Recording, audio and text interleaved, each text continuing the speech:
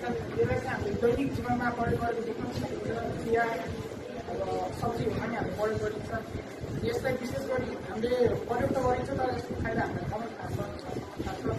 तर यसको मुख्य फाइदा चाहिँ के हो भन्दाखेरि यसले हाम्रो पाचन प्रक्रिया सम्बन्धी समस्याहरूलाई समाधान गर्न मद्दत पुर्याउँछ र सामान्य जुवाको ज्वरोलाई पनि यसले निको पार्न मद्दत गर्छ। मधुमेह लाग्ने मधुमेह रोग भएकालाई पनि मधुमेह रोगको समस्या भएकालाई पनि समाधान गर्ने मद्दत गर्छ। आज मैले नेपाली विषयको परियोजना कार्य अन्तर्गत आयुर्वेदिक औषधिका रूपमा बेलौतीको मुन्टो ल्याएको छु। यसले ज्वरो रुगाखोकी सन्चो गर्छ। साथै यसले युरिक एसिड मधुमेह रोग निम्त्याउन मद्दत गर्छ। नमस्कार, मेरो नाम भनिका हो। आज नेपाली पाठ्य पुस्तकको परियोजना कार्य अन्तर्गत मैले आयुर्वेदिक औषधिको रूपमा तुलसी लिएर आएको छु। तुलसी हिन्दू धर्ममा पवित्र मानिने रूपका साथै औषधीय रूपमा बहुउपयोगी हुन्छ।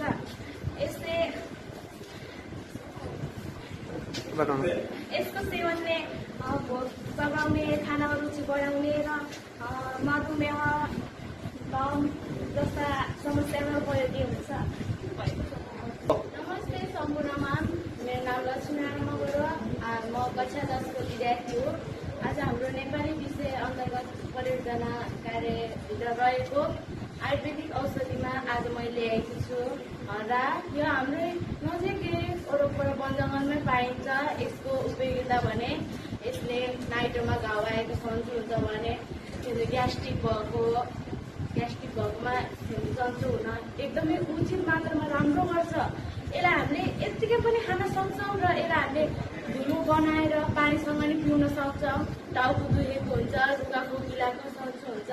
यसलाई यो हरा हामीले यत्तिकै नजिकै वन जङ्गलमा सजिलै मात्रामा खोज्न सक्छौँ। धन्यवाद। नमस्ते, मेरो नाम म कक्षा 10 मा पढ्ने विद्यार्थी हो।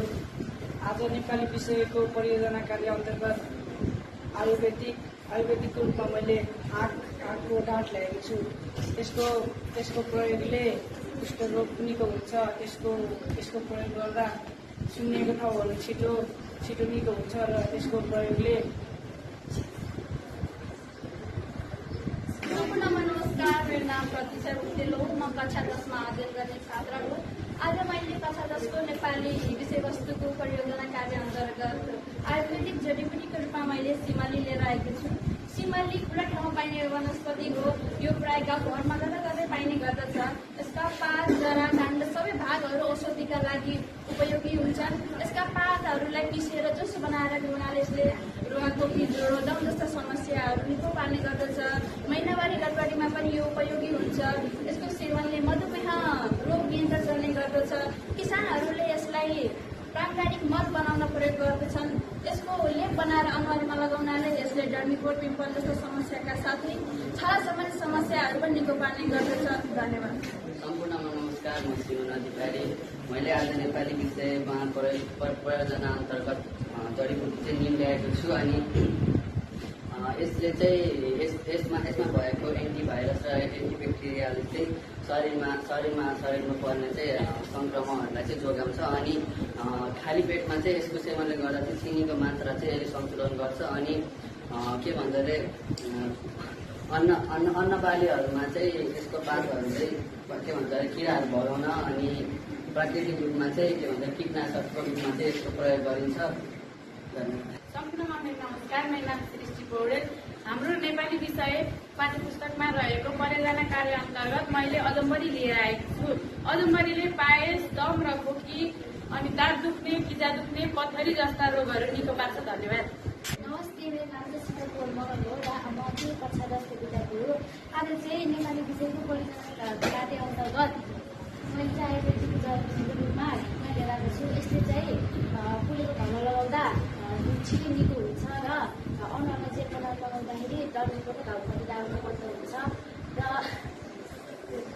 नमस्ते, मेरो नाम सुन्दर गोरे। म कक्षा 10 मा पढ्ने विद्यार्थी हुँ। मैले परियोजना कार्य अन्तर्गत आयुर्वेदिक औषधिका रूपमा दुबो ल्याएको छु। यसको जरा र डाँठको प्रयोगले रक्त विकारमा फाइदा पुर्याउने अनि दुबीलाई